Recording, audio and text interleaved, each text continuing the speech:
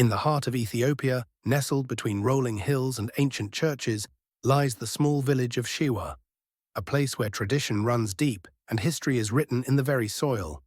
It is here that our story begins, with two families bound by the same land, yet divided by generations of rivalry.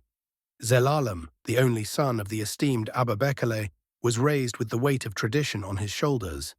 He was taught to honor his family, uphold their legacy, and never falter in the face of duty.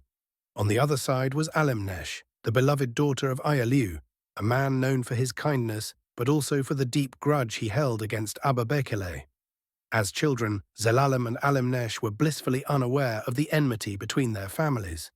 They spent their days playing in the fields, dreaming together under the shade of the acacia trees. But as they grew older, the reality of their circumstances began to take hold.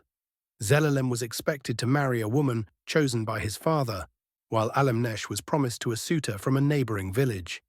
Yet their hearts had already made their choice. Forbidden love blossomed in secret. They met by the river, away from the prying eyes of their families, speaking of a future where they could be together, unbound by the chains of the past.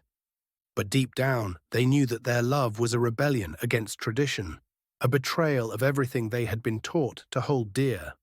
One evening, their secret was uncovered by Abba Bekele. Consumed with anger at his son's defiance, he forbade Zelalem from ever seeing Alemnesh again, threatening to disown him if he disobeyed. Alemnesh, too, faced the wrath of her father, who swore to protect her from the dishonor of being with the enemy. Torn between their love and their duty to their families, Zelalem and Alemnesh found themselves at an impossible crossroads.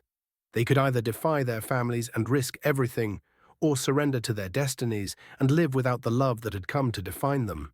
In a desperate attempt to bridge the divide, Alemnesh approached Abba Bekele, pleading for his blessing. But instead of finding compassion, she was met with betrayal.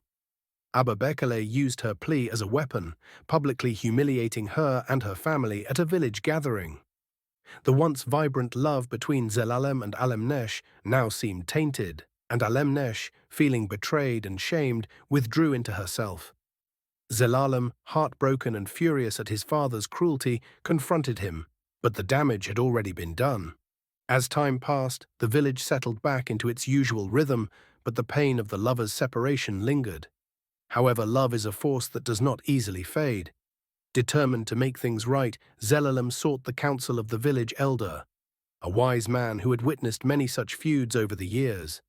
The elder advised Zelalem that to heal the wounds of the past, he must seek forgiveness, not through defiance, but through humility.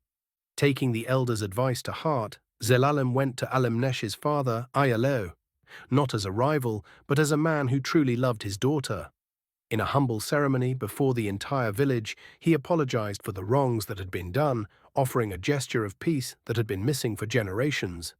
Moved by Zelalem's sincerity, Ayalu forgave him, and in doing so, broke the cycle of hatred that had bound their families for so long. The village rejoiced as the two families reconciled, and Zelalem and Alemnesh at last were free to be together. Under the ancient acacia tree where their love first took root, Zelalem and Alemnesh vowed to honor each other and the traditions of their people, while also forging a new path, one where love and tradition could coexist. In the heart of Ethiopia, their love story became a legend, a tale of two worlds united by love, redemption,